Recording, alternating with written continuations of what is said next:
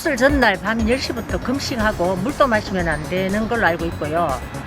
수술 후에는 방구가 나온 다음에 물 조금 먹고 미음, 죽 순서로 그 부위를 될 수 있으면 움직이고 뭐 어긋나다든가 이런 게 없도록 하는 게 그 가장 중요한 상황이에요.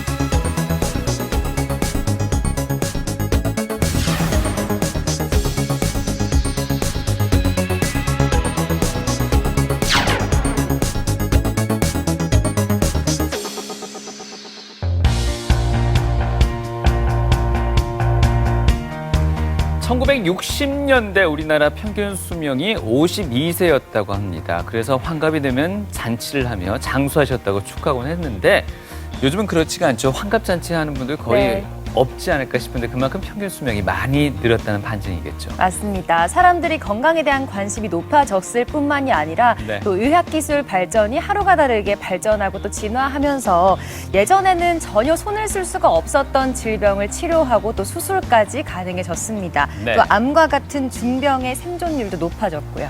그런데 이제는요, 수술만 했다고 끝이 아닌 것 같습니다. 수술 후에 빠른 회복 그리고 더욱더 나은 삶의 질을 위해서는 수술 후 관리가 더더욱 중요해 보이는데요. 오늘 그 부분에 대해서 저희가 한번 알아보도록 하겠습니다. 네, 도움 말씀 주실 오늘의 주치 위장간외과 류승환 교수님 함께하겠습니다. 반갑습니다. 안녕하세요.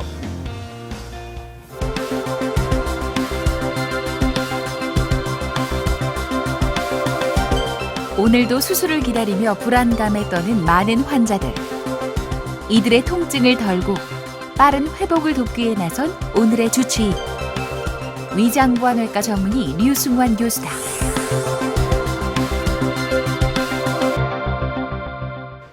위암 수술에 손꼽히는 전문가 류승환 교수.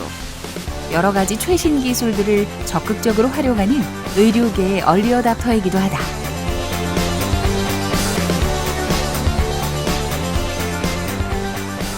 제가 하는 수술은 위암 수술입니다. 암 수술은 한 번의 기회가 있는 것이고 암 수술을 잘하기 위해서는 많은 노력을 했지만 항상 부족함을 느낍니다. 그래서 제가 하는 것은 수술을 잘하게 해달라, 결과가 좋게 해달라를 다짐하는 것은 상당히 조금 문제가 있다고 생각하고 항상 실수하지 않게 해달라, 서두르지 않게 해달라. 이 수술을 통해서 제가 서두르지 않고 실수하지 않는다라면 환자는 좋은 회복을 갖게 될 것이다라고 그런 마음가짐으로 수술에 임하고 있습니다. 수많은 환자를 마주하며 수술에 대한 환자의 부담감을 누구보다 잘 알게 된 류승환 교수. 그때 마침 그의 관심을 끈 것이 바로 수술 후 조기 회복 프로그램이었다.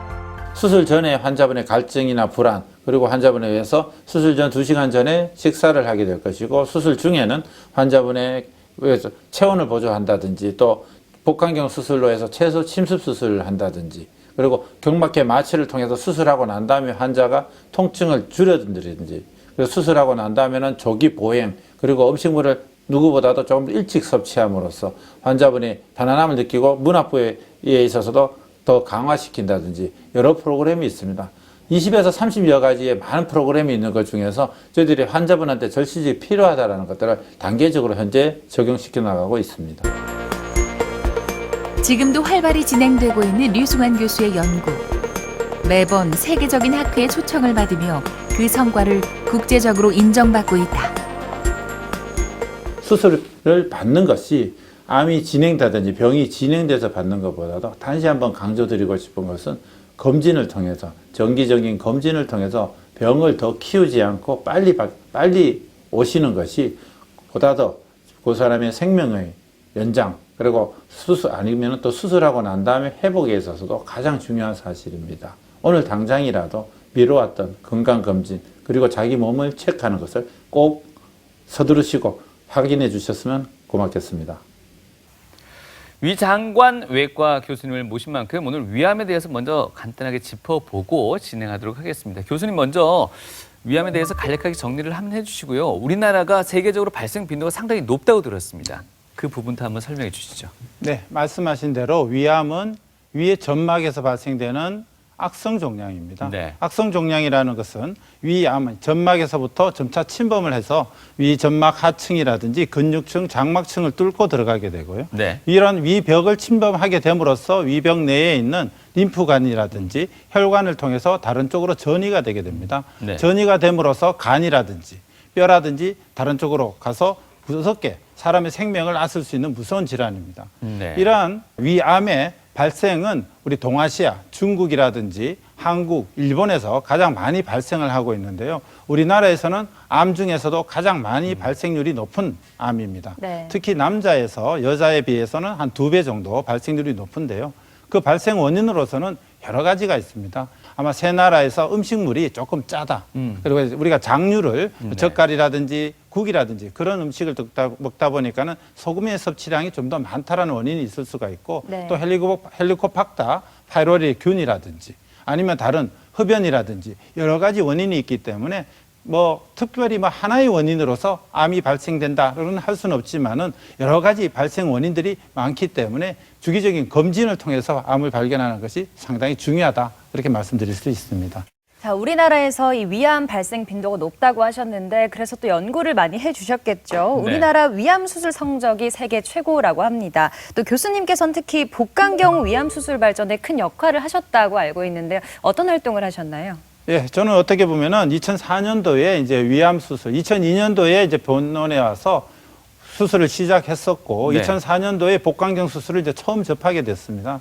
어떻게 보면은 수술의 발전은 과학의 발전이라고 같이 말씀드릴 수가 있습니다. 현재는 최첨단 복강경 위암 수술 장비. 지금 제가 이제 수술하고 있는 장면인데요. 수술할 때는 이제는 3D로 해서 어떤 안경을 쓰고 이제 수술하는 것을 보였을 겁니다. 3D 장비를 사용함으로써 사물을 좀 더 정확하게 볼 수 있다는 그런 장점이 있고 여러 가지 또 전기 소작기 같은 경우에도 과거에 단순하던 것에서 이제는 완전히 지혈과 결찰을 해줄 수 있는 상당히 좋은 장비들이 있다. 이런 좋은 수술 장비뿐만이 아니라 한국의 이제 위암의 어떤 수술 방향은 기술은 전 세계를 이제 선도한 어떤 그런 기술이 되고 있습니다. 네. 그래서 2015년도에 아시아 태평양 내시경 복강경 외과학회가 저희 대구에서 벌어졌는데요. 그때 1000명의 국내외 방청객들을 모시고 생중계하면서 직접 시술했던 어떤 그런 경험들이 저한테는 하나의 어떤 좋은 경험이었던 것 같습니다. 네. 또 하나는 위를 전절제술 하고 난 다음에 식도와 소장을 문합술하는 방법을 전 세계적에서 처음으로 또 하나의 새로운 방법을 지금 개발을 한 상태고 이것이 지금 현재 중국이라든지 여러 나라에서 많은 수술하는 선생님들이 이 방법을 사용해서 현재 환자분들에게 많은 시술이 이루어지고 있는 상황입니다. 네. 네. 아무래도 오늘 유승환 교수님께서 위장관 외과에 계시다 보니까 저희가 본격적인 얘기에 앞서 위암 그리고 복강경 위암 수술에 대해서 잠시 이야기를 나눠봤습니다. 네. 오늘 본격적으로 얘기 나눌 부분은 이제 수술 후에 어떤 관리 차원의 얘기 드릴 것 같은데요. 예, 먼저 간략하게 설명 좀 해주실까요? 네, 제가 오늘 말씀드릴 것은 어떤 질병, 위암이라든지 비만, 영양에 대한 어떤 설명 등이 아닙니다. 그러면은 어떤 치료 방법, 그러니까 수술이라든지 아니면 항암제 치료를 한다든지 아니면 복강경, 로봇 수술하는 이런 수술의 어떤 그런 방법에 대한 것도 아닙니다. 제가 오늘 진짜 말씀드리고 싶은 것은 어떤 하나의 패러다임입니다. 어떻게 보면은 시청자 여러분들에게 이런 말씀을 드리는 것이 과연 맞나라고 이제 고민을 한번 해본 적도 있습니다. 그렇지만은 이제 수술의 어떤 그런 것들은 이제 의사들이 해야 되는 부분들이고 이런 수술적인 어떤 치료뿐만 아니라 이제는 또 떠나서 실질적으로 치료 방향 그 근본적인 문제입니다. 수술하고 난 다음에 아니면 수술 중에 수술 전에 환자한테 이루어지고 있는 많은 상황들이 그러한 상황들이 어떻게 바뀌어 가고 있고 어떻게 우리가 준비를 해야 될까 거기에 관한 문제에 대해서 제가 오늘 말씀드리려고 합니다. 네. 조금 더 근본적인 이야기가 나눠질 것 같은데요. 네. 사실 조기 검진이나 수술 기법이 발전되면서 생존율은 많이 높아진 게 사실입니다만 또 환자분들께서는 많은 걱정과 두려움이 있는 게 또 암이지 않을까 싶습니다. 네. 또 수술은 끝이 아니라 시작이란 말이 있듯이 수술 후에 관리가 중요하다고 이제 우리가 이야기를 하고 있는데 맞습니다. 교수님께서는 어떻게 보고 계십니까? 서두에 세 장의 슬라이드를 통해서 이제 제 자랑을 많이 했지 않습니까? 뭐 복강경 기계의 장비가 좋다, 수술 또 기술을 많이 발전을 시켰다. 뭘 그렇게 말씀을 드렸던 이유가 실질적으로 제가 외래를 통해서 이제 환자를 보게 되면 환자분들이 이런 질문을 합니다. 선생님, 교수님, 제가 위암 수술 후에 정상적인 사회생활을 하는데 얼마 정도면 회복을 할 수 있겠느냐? 네. 정상적인 사회생활을 할 수 있느냐? 그리고 제가 재발 없이 잘 나을 수 있겠죠라는 질문을 제가 상당히 많이 받습니다. 네. 그렇지만 제가 여기서 많은 수술을, 한 20년간 위암 수술을 했음에도 불구하고 환자분들한테 자신 있게 말할 수 없는 부분이 있습니다. 무슨 말씀을 드립니다. 걱정하지 마시고 이제 저를 따라오시면 됩니다라고 하지만도 마음 한켠에는 결국 우리는 어떤 수술을 완벽하게 해내지 못한다는, 그 결과가 완벽하지 못한다는 어떤 약간의 어떤 문제가 있습니다. 실질적으로 모든 수술은 수술하고 난 다음에 합병증이 발생을 할 수가 있습니다. 네. 조그마한 창상 감염부터 해서 복막염이 생긴다든지 이런 합병증들이 한 10에서 45% 정도의 환자에서는 합병증이 발생을 하고, 실질적으로 그런 합병증으로 통해서 소수의 환자지만은 환자분들은 사망을 하게 되는 것입니다. 또 하나는 이러한 수술의 어떤 방법이라든지 환자의 관리라는 것이 병원 간에, 또 병원 안에서도 여러 교수님들, 수술하는 선생님들에 따라서 그러한 환자의 관리 과정이라든지 합병증의 발생률, 그리고 재원 기간에 있어서도 차이가 날 수가 있습니다. 그리고 환자분들은 우리가 의사가 생각해서는 이 정도면 충분하다라고 생각하는데, 환자분들은 부족하다라든지 불편하다라든지 거기서 많은 어떤 호소를 하십니다. 그래서 우리가 의사가 생각해야 되는 것은 실질적으로 환자가 기대하는 치료 방향이라든지 회복 정도는 무엇일까? 아무리 많은 수술을 하고 많은 기술이 있더라도 이러한 것들을 완벽하게 해내지 못하는 어떤 한계를 제가 느껴서, 결국 우리는 수술을 함으로 있어서 이러한 완전히 완벽하게 환자를 낫는 데 있어서 수술의 장비나 기술 이런 것들 말고 다른 무엇에 한계가 있는 것이 아닌가? 우리는 그런 한계를 극복하고 해결해야 되는 데 있어서 문제가 있다, 해결해야 될 부분이라고 생각을 하고 있습니다. 한계가 있다는 말씀은 자꾸 하시면은 환자들에게 결코 이게 유익한 얘기는 아닌 것 같습니다. 오늘 하시고자 하는 얘기는 그럼 어떤 얘기인가요? 그렇죠. 한계는 이제 환자분한테는 그렇죠. 왜냐하면 의사는 완전히 완벽할 수는 없습니다. 그렇지만은 그런 한계를 생각하고 한계를 극복해 나가는 것이 우리가 더 많은 생존율, 환자를 완벽하게 낫게 하는 것입니다. 예. 실질적으로 과거에 비해서는 지금 합병증률이 상당히 적습니다.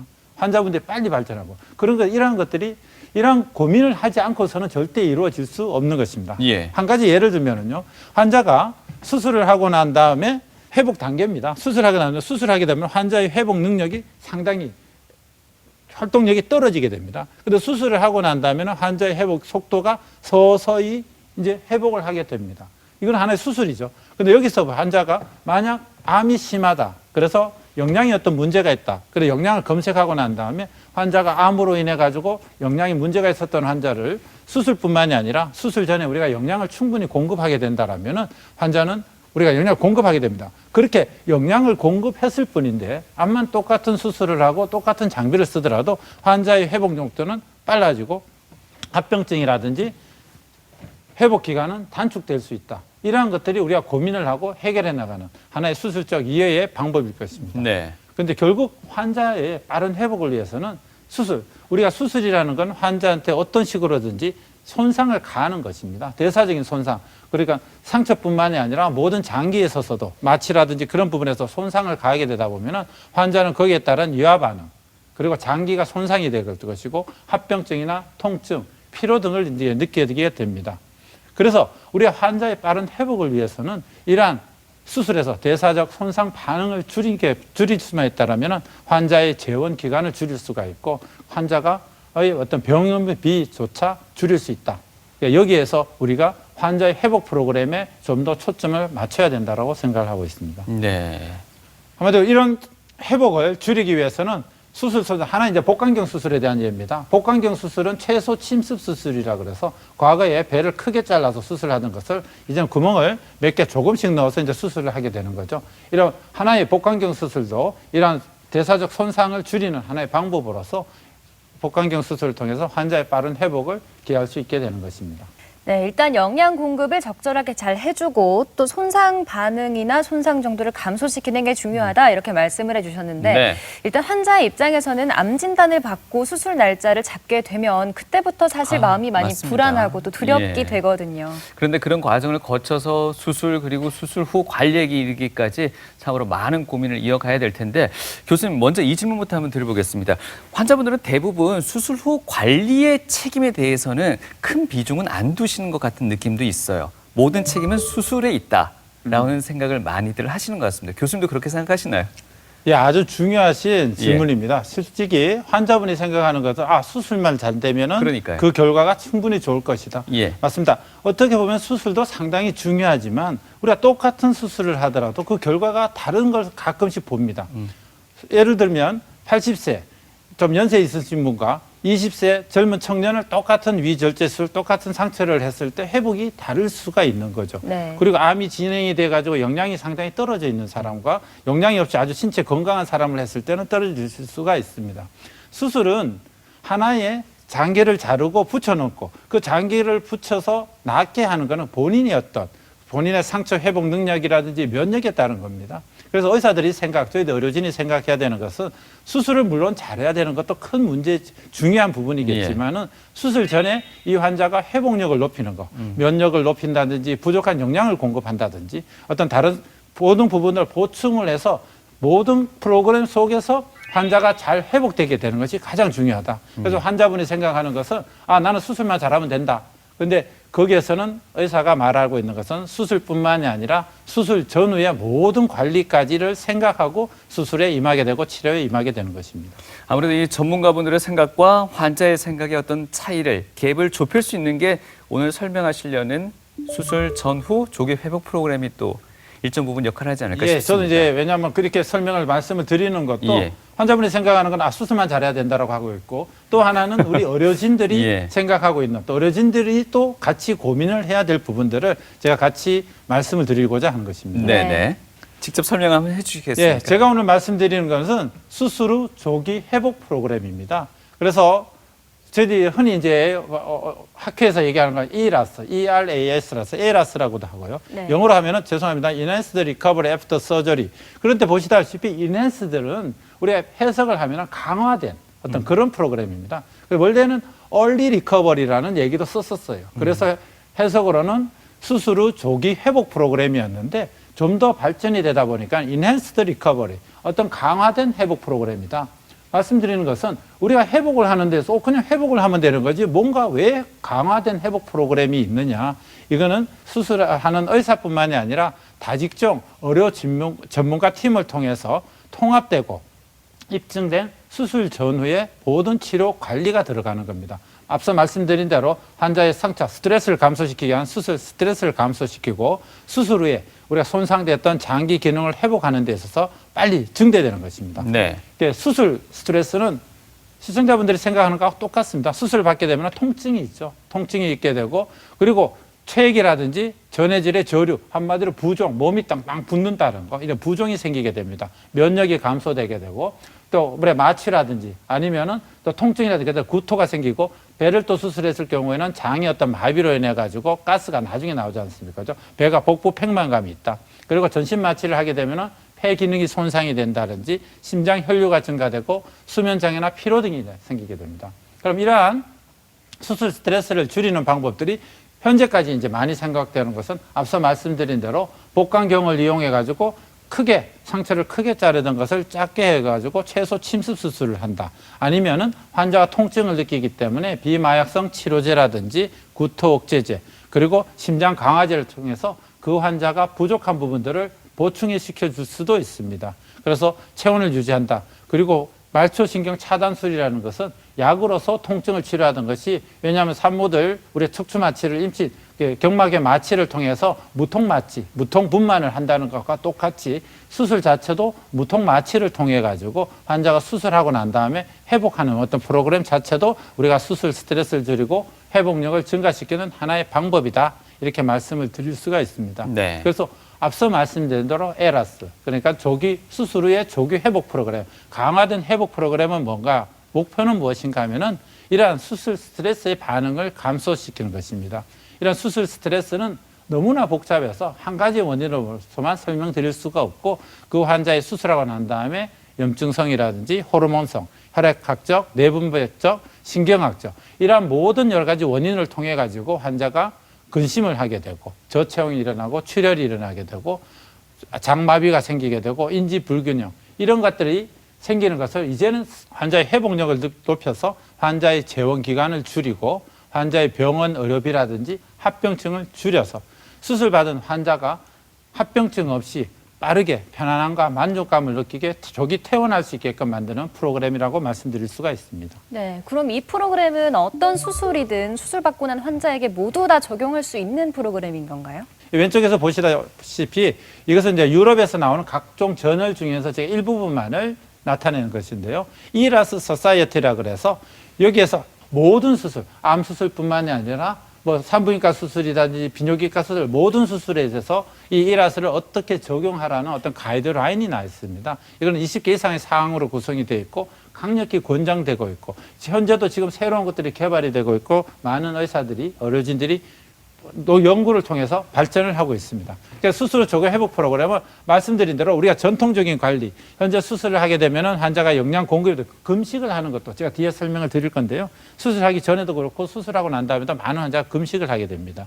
그리고 진통제, 통증이 아프니까는 진통제, 마약성 진통제를 맞게 됨으로써 환자의 전통적인 관리는 상당히 환자의 회복력이 떨어졌다가 아주 오래 서서히 이렇게 나타나는 것인데 이라스에 최적화된 어떤 수술 전후 관리를 통해서 여러 가지 뒤에서 설명드리겠지만은 수술하고 난 다음에는 즉각적으로 물이나 음식물을 섭취함으로써 환자는 조기 보행, 장마비를 방지함으로써 아주 뒤처졌고 오래 지속되던 회복 능력을 그렇게 뒤처지지 않게끔 떨어지지 않게끔 해서 빠르게 이제 우리가 회복시킴으로써 환자의 수술에 대한 스트레스 반응을 감소시키고 향상된 회복력을 갖추는 것이 말씀드리는 수술 후 조기 회복 프로그램의 가장 큰 목적이라고 말씀드릴 수 있습니다. 교수님의 환자분이나 아니면 뭐 전국적인 통계도 좋습니다. 수술 후에 이 조기 회복 프로그램의 관리를 받는 환자는 한 몇 % 되나요? 지금 현재? 네, 이건 아주 중요한 얘기인데요. 지금 모든 기관에서, 의료기관에서 이것을 지금 적용하고 있지는 않습니다. 예. 그리고 수술 후 조기 회복 프로그램이라는 것이 단 한 가지만 있는 것이 아니라 상당히 많은 프로그램 속에서 이루어지기 때문에 이 모든 것을 완벽하게 다 적용시키기는 쉽지가 않습니다. 예. 네. 또 그 환자의 상황에 따라서 이것은 적용시킬 수 있는 프로그램이 있고 그래서 영향이 되는 것도 있고 요소도 있고 아닌 것은 못하는 부분도 있다. 근데 제 같은 경우는 한 80% 이상의 요소를 거의 모든 환자에서 적용시키려고 최대한 노력을 하고 있는 상태고요. 이것이 제 혼자만이 될 수 있는 것들이 아니라 다른 모든 의료진, 치과라든지 간호사라든지 여러 의료진들의 서로의 공통화된 협조 속에서 이루어지는 것이기 때문에 상당히 적용하기는 쉽지는 않습니다. 예. 그래서 저희들이 학회를 통해서도 이런 지금 학회에 대한 이라스 프로그램에 대한 어떤 소개가 지금 학회의 모든 의사 선생님들한테 지금 강력하게 지금 강의가 되고 있습니다. 솔직히 의료진조차도 이것에 대한 받아들이는 데 대해서 조금은 의아하게 생각하고 문제를 느끼고 있는 부분이 있기 때문에 우리가 그런 한계를 깨는 데 있어서 지금 현재 많은 노력을 하고 있다. 그런데 부지불식간에 우리가 모르는 부분에 있어서 벌써 많은 부분들이 어떤 트렌드가 상황이 바뀌어가고 있는 상황에서 환자분들이 100%는 아니더라도 100% 요소는 아니더라도 50% 이상은 어느 부분에 있어서는 점차 바뀌어가는 이런 경향 속에서 환자분이 현재 수술 후 회복 프로그램에 노출이 돼 있고 적용이 돼 있다. 그렇게 생각하시면 될 것 같습니다.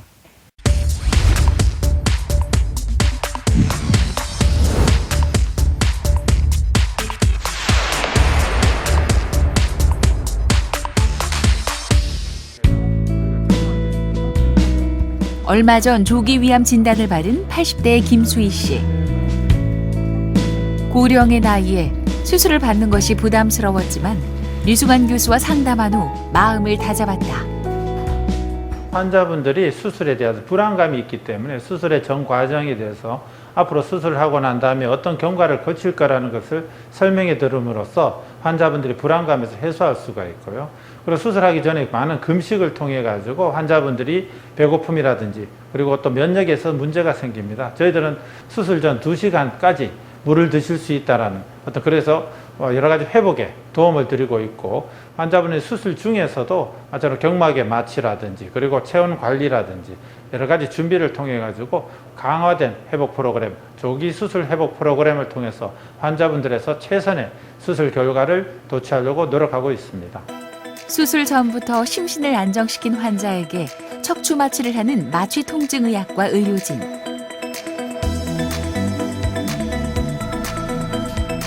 마약성 진통제 사용을 줄이고 적극적으로 통증 조절을 시행해 환자의 빠른 회복을 돕는다.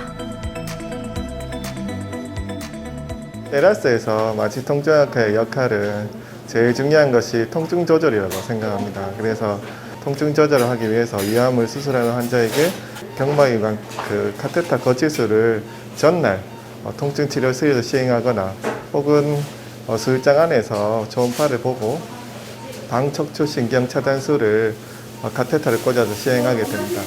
그리고 그걸 확인하고 거기에다가 국소 마취제를 이용한 자가 통증 조절기를 닿으면 환자가 통증 조절이 잘 돼서 회복이 빠를 수 있습니다. 또한 수술 중에는 체온 조절 등 환자가 자기 몸을 항상성을 잘 유지할 수 있게 도와드림으로써 회복에 많은 도움을 드리고자 합니다.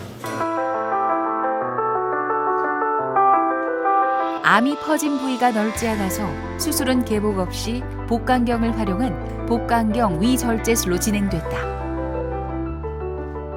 이제 위암 수술에 있어서 복강경 수술은 아주 필수적이고 아주 핵심적인 수술입니다. 특히 3D 라파로스코프 복강경 기교를 이용해서 입체적인 화면을 통해서 조직을 좀 더 섬세하게 다루고 절제를 할 수 있기 때문에 환자분이 돼서 최소한 상처를 주면서 최대한의 효과를 낼 수 있는 것이 복강경 수술의 장점입니다. 그렇지만 복강경 수술만이 모든 것이 만병통치가 아니라 환자가 회복이 될 수 있는 면역을 강화시킬 수 있는 여러 가지 프로그램들이 합쳐져야 된다고 생각을 하고 있습니다. 드시는 거라든지 조기 보행이라든지 다른 여러 가지들을 통해서 환자의 면역을 강화시켜서 수술 후에 환자가 좀 더 빨리 회복할 수 있는 프로그램이 통합적인 관리 시스템이 필요한 것입니다. 무사히 마무리된 수술. 아침부터 걱정이 많았을 터 오늘은 푹 쉬는 게 먼저다. 3일 뒤 다시 찾은 김수희 씨의 병실. 수술 다음 날부터 식사를 시작했고 지금은 혼자 움직일 수 있을 만큼 많이 회복됐다. 내가 나이가 많아가지고 주변에서는 해야 된다고 막 권유를 많이 했죠. 뭐 이미 이런 거 왔으니까 해야 된다고 생각했는데 받고 나서는 앞으로 이제 많은 거를 조심하고 해야 되는 생각이 좀 부담이 됐죠. 퇴원을 앞두고 이어지는 여러 가지 교육들. 퇴원 후 충분한 영양 섭취를 위한 식이 교육과 운동 방법 등에 대한 숙지를 마치면 곧 퇴원이 가능하다.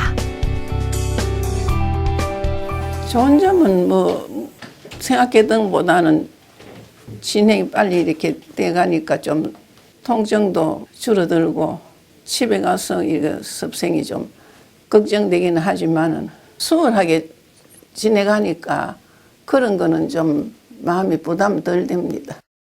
네, TV 메디컬 약손 오늘 이 시간은 수술 환자의 빠른 회복을 돕고 또 삶의 질까지 올려주는 수술 후 조기 회복 프로그램에 대해서 알아보고 있습니다. 네, 그 회복 프로그램을 수술 전, 수술 중, 그리고 수술 후로 나눠서 저희가 좀 더 구체적으로 한번 살펴볼까 합니다. 수술 전 단계에 준비할 수 있는 건 뭐가 있겠습니까? 네, 수술을 위해서는 환자분들한테 준비될 것들이 많습니다. 먼저 보시다시피 말씀드린 수술 전, 수술 중, 수술 후. 그래서 수술 후 조기 회복 프로그램 구성 요소는 상당히 많습니다. 그래서 수술 전에 대해서 말씀을 먼저 드리게 되면은 환자의 수술 전 교육, 그리고 면담 및 의뢰, 최소한의 장 청소, 장기간 금식 금지, 경막회 척추 통증. 이것은 이제 설명해 드리면은 가장 중요한 것은 우리가 수술 전에 환자분들하고의 면담입니다. 교육. 환자분들은 상당히 병에 대해서 상당히 이제 궁금해하고 수술의 과정, 수술이 어떻게 이루어질 것이고 수술하고 난 다음에 어떤 회복 프로그램을 갈 것인가. 이런 회복 프로그램에 조금 그런 선진화된 프로그램을 통해서 언제부터 물을 드시게 되고 언제부터 뭐 활동을 하시게 되고 그렇게 이제 설명을 하나씩 드리는 겁니다. 그럼 환자분이 이해를 하시고 거기에 대해서 걱정과 근심이 이제 사라지게 되는 거죠. 또 하나의 가장 큰 장점은 환자가 거기에 이제 어르신이 설명드렸던 그 말씀 그대로 프로그램에 따라오신다라는 거죠. 그냥 그 다음날 돼가지고 어떻게 하세요. 그냥 그 순간에 대해서 하라는 것을 강요하는 것이 아니라 미리 어떤 교육을 통해서 미리 말씀을 드리는 것에서 어떤 분들이 이래 할 것이다라고 미리 말씀을 드림으로써 실질적으로 그 순간이 됐을 때 환자분은 의료진의 그 지시하는 아니면 가르쳐드리는 인도해드리는 그 내용대로 그대로 따라온다. 그래서 상당히 중요한 부분입니다. 네. 네. 환자 입장에서는 수술도 수술이지만은 수술 전에 어떤 영양 섭취, 수술 후의 영양 섭취 이 부분도 상당히 중요할 것 같습니다. 그렇죠. 실질적으로 우리가 현재 이루어지고 있는 것은 수술하기 전날 환자가 입원하시게 되면은 일단 처음부터 링거부터 꽂고 오늘 저녁 드시고 난 다음에 금식입니다라고 합니다. 환자는 쫄쫄 굶은 상태에서 하나의 그 링거 수액을 맞으면서 금식 상태로 들어가게 됩니다. 예. 그래서 밤새 환자는 이제 걱정을 하게 되는 거죠. 이 수술 회복 프로그램은 실질적으로 환자를 무조건 금식할 필요가 없다. 금식을 하는 이유는 수술하고 난 다음에 우리가 여러 가지 마취를 하는데 문제가 있다든지 그렇지만 이 프로그램에서는 죽은 수술 전 6시간 전까지 먹이자. 그리고 더욱더 놀라운 것은 물 또는 건더기 없는 맑은 음료는 수술 2시간 전. 수술 들어가기 전에 물을 한 잔 마신다라는 것은 이건 엄청난 행복이거든요. 거기서 환자가 그러면 과연 이렇게 먹여도 되느냐, 안정하냐, 뭐하냐. 그래서 실질적으로 물어봅니다. 환자들도 그렇고 많은 의사들도 그렇고 마찬가지로 야 진짜로 수술 2시간 전에 물을 마셔도 되냐. 근데 여기 보이는 그래프가 그렇습니다. 일단 물을 먹게 되면은 1시간만 지나고 난 다음에 위에 남은 용량은 없습니다. 물은 그러니까 1시간이 지나면 위에 아무것도 남아있지 않고 다 내려가는 건데 이걸 굳이 왜 금식을 해야 되느냐. 실질적으로 이제 CT를 촬영해서 한 건데요. 탄수화물을 포함한 400cc의 물을 섭취하고 난 다음에 우리가 처음 먹게 되면 이거 위입니다. 위에 이제 음식물이 빵빵 하얗게 보이는 것이 물이 찼는데 여기 보면은 1시간이 지나게 되면 한 3분의 1로 줄어버렸죠. 근데 2시간이 지나면은 위에는 실질적으로 물이라든지 우리가 먹었던 것들이 이제 없는 것입니다. 어떤 과학적으로도 봐도 우리가 2시간 전에 물을 먹어도 실질적으로 위에는 우리가 마취를 하는 데 있어서 흡입하는데 거기에 대해서 문제가 폐렴이 생긴다든지 거기에는 크게 문제가 없다.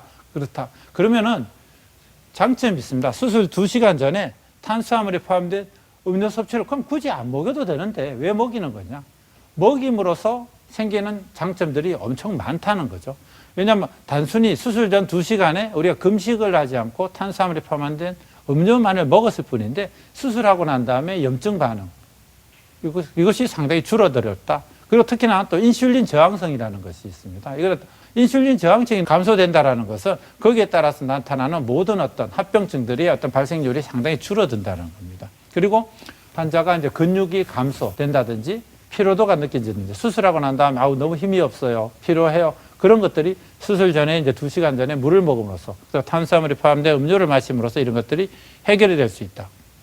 그리고 제가 이제 최고 또 어떻게 보면은 중요하다고 생각되는 것인데요. 환자가 수술하기 전에는 상당히 공포감이 듭니다. 갈증이 생기죠. 목이 바짝바짝 타죠. 그렇지만은 수술 전에 2시간 전에 의사가 물을 드셔도 된다. 탄수화물 먹어도 된다. 그럼 환자가 갈증이 없어지면서 공포감이 없어지면서 수술에 대한 불안감이 없어지는 겁니다. 뭐든 불안감이 없어지고 갈증이 없어지게 되면은 수술하고 난 다음에 우리 말씀드린 대로 회복이라든지 수술 결과는 앞서 말씀드린 대로 어떤 그런 합병증보다 더 좋다는 겁니다. 그러면 세계 주요 학회에서 가면 이런 것도 우리나라만 그럴 것이냐? 이건 아니죠. 실질적으로 외국에서는 마취과 학회에서 보시다시피 수술 전 2시간 전에 음료를 먹이는 것은 전혀 문제가 없고 환자한테 큰 장점이 있다라고 그 학회에서 공식적으로 수술 전 금식 가이드라인을 이렇게 제시하고 있는 것입니다. 네. 그래서 제가 말씀드리고 싶은 것은 지금 의료는 최첨단을 가고 있습니다. 이제 로봇 수술이라든지 제가 앞서 말씀드린 대로 우리 3D 복강경 수술이라든지 모든 장비를 통해서 최고가의 돈으로서 어떤 최첨단 의료 장비를 간다. 그렇지만 이거는 단돈 몇백 원 되지 않는 조그마한 캔 음료에 불과합니다. 그렇지만 우리가 비교하는 것이 최첨단이냐 저렴하냐가 아니라 이제는 최고 가격의 의료 기술이 발전한 만큼 우리가 이제는 우리의 과거의 마인드, 우리의 마음을 바꿔서 최고 지성에 있어서의 의료 기술, 작지만은 환자한테 가장 중요한 의료 기술이 어떤 건가? 환자 회복에 대해서 더 중요한 것이 뭘까도 같이 고민해야 될 때가 아닌가 생각을 합니다. 그래서 또 하나는 이제 수술 전에 이제 금식도 상당히 중요하지만은 통증입니다. 설명드린 대로 수술하고 난 다음에 환자는 통증 때문에 누워있게 되고 숨을 깊게 못 쉬게 되고 그럼으로써 여러 가지 문제가 생기고 있는데 그래서 이제 의사는 환자가 수술하고 난 다음에 통증이 있다. 이것을 최대한 극복을 해줘야 됩니다. 그래서 우리가 마약성 진통제를 주게 되면은 장마비라든지 뭐든지 다른 합병증들이 많이 오기 때문에 수술 전날 경막의 마취, 우리가 척추 마취를 통해 가지고 어떤 조그마한 어떤 그러한 행위를 함으로써 환자는 수술하고 난 다음에 손상에 대한 스트레스 반응이라든지 염증 반응이 상당히 감소되거든요. 수술하고 난 다음에 또 마약성 진통제를 먹으면서 생길 수 있는 구역질이라든지 구토, 그리고 장마비가 있는 것들이 그러한 발생률을 줄일 수가 있다. 그래서 수술 후 회복 프로그램에서는 그러한 진통제를 쓰는 것보다는 수술 전에 미리 우리가 경막의 척추 마취를 통해서 환자의 진통 효과를 높이자. 그래서 여기서 하나의 또 하나의 프로그램, 가이드라인으로 마련해 놓고 있는 것입니다. 수술 전에 어떤 걸 조금 더 신경 쓰면 좋을지 자세하게 알아봤고요. 네. 이번에는 수술실 안으로 한번 들어가 보겠습니다. 의료진의 입장에서는 신경 쓰기 한두 가지가 아니겠지만 그중에 가장 좀 주의를 해야 되는 거 어떤 거라고 보십니까? 예, 그리고 말씀드린 거는 이제 수술 중에 이제 어떠한 일들이 벌어지느냐. 예, 수술은 계속 말씀드렸지만은 가장 손상을 작게 주는 것이 좋습니다. 아무래도 개복을 크게 해서 상처 부위를 크게 하는 것보다도 가장 큰 방법으로 생각되는 것이 이제 복강경 수술입니다. 복강경 수술을 하고 난 다음에는 염증 반응이라든지 그러니까 통증이 작기 때문에 폐 기능이 회복된다든지 그리고 제가 재원 기간은 좀 물음표로 했는데 과거에는 복강경 수술이 재원 기간이 빨랐지만 제가 회복 프로그램을 하다 보니까 두 개는 큰 차이는 없다라고 해서 감히 물음표를 했지만 실질적으로 환자분한테 우리가 상처를 주는 데 있어서는 복강경 수술이 하나가 큰 장점이 될 수가 있다. 뭐 아까 보시던 프로그램입니다. 그러면은 전통적인 관리에서 저만큼 떨어져서 올라간다고 생각하면은 우리가 복강경 수술을 하게 되면은 회복 기간을 당기고 급격하게 떨어지는 것을 줄일 수가 있다. 그게 다른 프로그램이 아니라 복강경 수술만으로도 우리가 회복 기간을 당길 수가 있다는 거죠. 그렇지만 우리가 이라서 관리를 했을 때 떨어지는 거지만도 여기에 복강경 수술이 하나 더 가미가 된다라면 마찬가지로 좀 더 우리가 수술 스트레스 반응을 감소시키고 향상된 회복력을 꾀할 수가 있다. 그래서 수술 중에 이루어지는 우리가 중에 회복 프로그램에 있어서는 복강경 수술이 하나의 중요한 하나의 팩터가 요소가 될 수가 있다라고 생각을 할 수가 있습니다. 또 하나는 수술 중에 또 우리가 의사들이 감각이 쉬운 것이 체온 관리입니다. 와보셨는지 모르겠지만 수술실에서는 24시간 수술할 때는 에어컨이 돌아가고 있습니다. 그러다 보면은 환자는 저체온증에 빠질 수밖에 없습니다. 왜냐하면 수술하게 되면 복부가 노출이 되죠. 소독이 된 상태에서 노출된 상태에서 가다 보니까는 환자는 저체온증에 빠지게 된다. 그래서 전신 마취계 하에 복부 수술을 하게 되면은 저체온증에 빠지게 되면은 창상 감염이 높아지고 혈액응고 장애로 인해서 출혈량이 증가가 되고 심장계의 어떤 반응의 이상이 증가가 생기게 됩니다. 그래서 실질적으로 보실지 모르겠지만 상부에 여기에 지금 우리가 환자한테 하나의 공기순환 강제 가온요법입니다. 이쪽에 그걸 통해서 더운 공기를 항시 넣어줌으로써 환자가 복부는 노출되었지만 다른 부분에 이런 부분에서 우리가 체온을 유지할 수 있는 방법을 사용함으로써 우리가 수술 중에 체온 관리가 상당히 중요하다. 이것도 하나의 프로그램이고 그리고 수술하고 난 다음에 과거에는 호수를 많이 꽂게 됩니다. 환자가 장 기능이 돌아올 때까지 콧줄을 넣어놓고 그리고 또 수술하고 난 다음에 배액관이라 그래서 배 안에 어떤 피라든지 아니면 다른 이물질을 또 배액하게 내서 배액관을 꽂게 되고 또 환자가 또 소변 보는데 장애가 있기 때문에 도뇨관을 이제 설치를 하게 됩니다. 이러한 것들 모든 자체가 환자한테 통증을 유발하게 되고 이러한 것들이 또 여러 가지 또 합병증을 유발할 수가 있습니다. 그래서 가장 중요한 거는 솔직히 가장 중요한 수술입니다. 수술 안에서 깔끔하게 그 출혈이 없게 깔끔하게만 된다라면은 굳이 배액관을 넣을 필요가 없겠죠. 그리고 이제는 아까도 말씀드린 대로 모든 장비들이 너무 좋아졌기 때문에 과거에 우리가 개복 수술할 때 거기보다는 지금 상당히 아주 깔끔하게 수술이 진행되고 있기 때문에 과거에 관습적으로 넣어오던 배액관을 이제는 넣을 필요가 없다. 그리고 관습적으로 넣어왔던 비위관들을 넣을 필요는 없다. 그래서 의료행위의 많은 부분들이 과거에부터 내려오던 도제적인 어떤 방법에서 관습적으로 해오던 것들을 이제는 하지 말자라고 네. 우리가 의사들끼리도 얘기하고 있고 환자분들도 이제 그런 부분들을 이제 이해해 주시고 받아주시면 고마울 것 같습니다. 네. 병원에 계신 환자분들께서 콧줄을 달고 있고 배액관을 메고 계시는 걸 자주 봤었는데 오히려 또 악영향을 줄 수 있다는 것까지 알아봤습니다. 네. 자, 수술을 또 잘 마치고 난 후에도 적극적인 관리가 필요할 것 같은데 어떤 도움 말씀 주시겠습니까? 네, 수술 후에도 이제 마찬가지로 수술 전, 수술 중. 무조건 수술 후에 가장 중요한 것은 환자분들 보고 빨리 일어나서 움직이세요라고 하고 있습니다.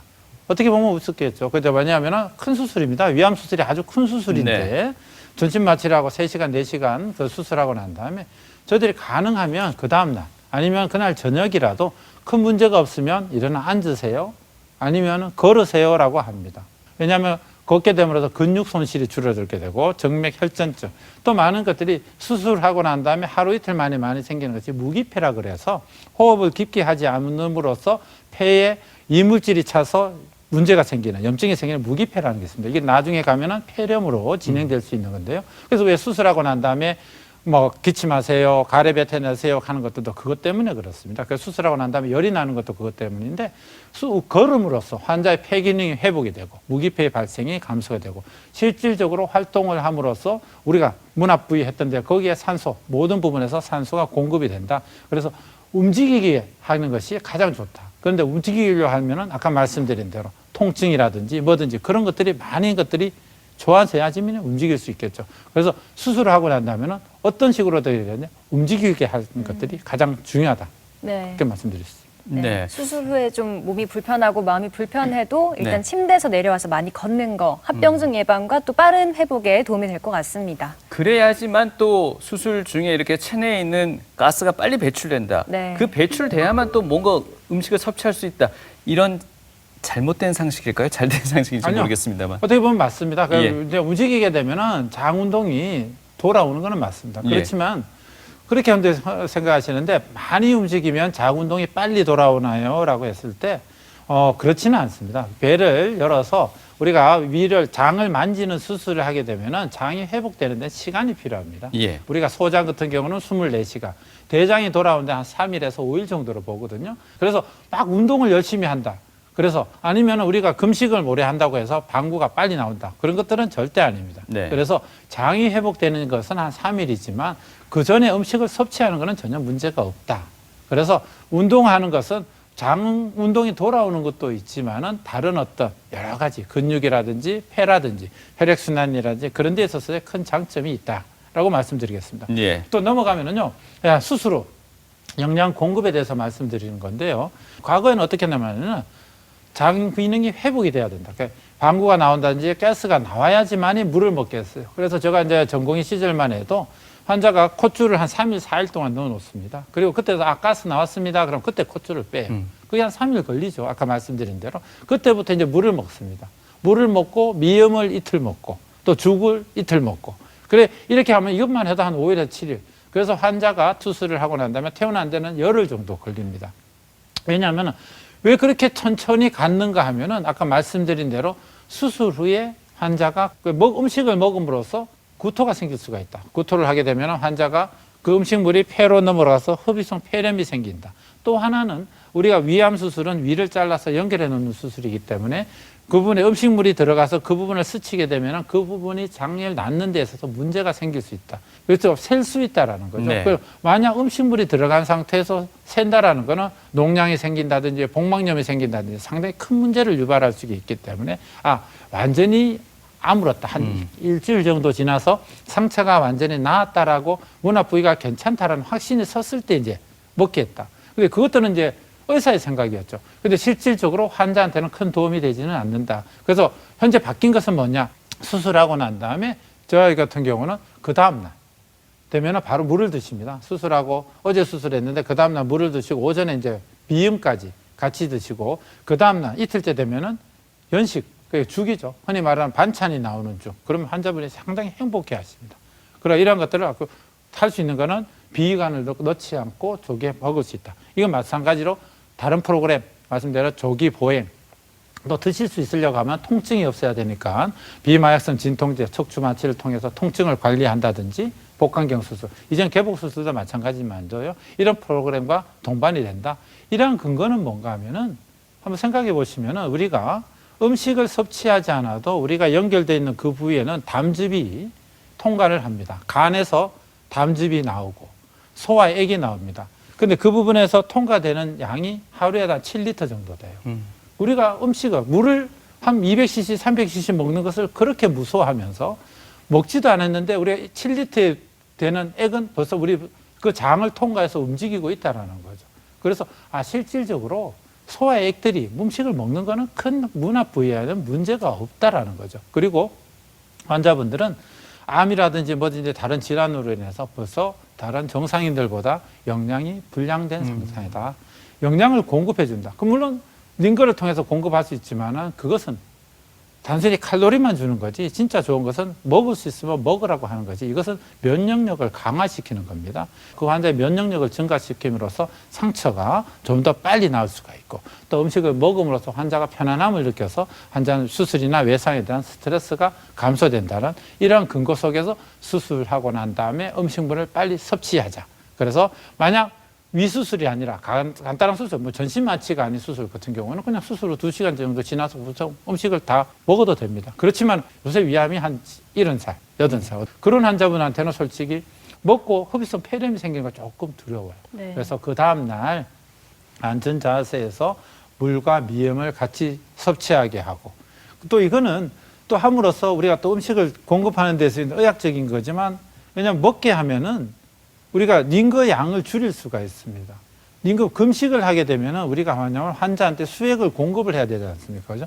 수액을 공급한다라는 것은 환자분이 수술하고 난 다음에 퉁퉁 불어요.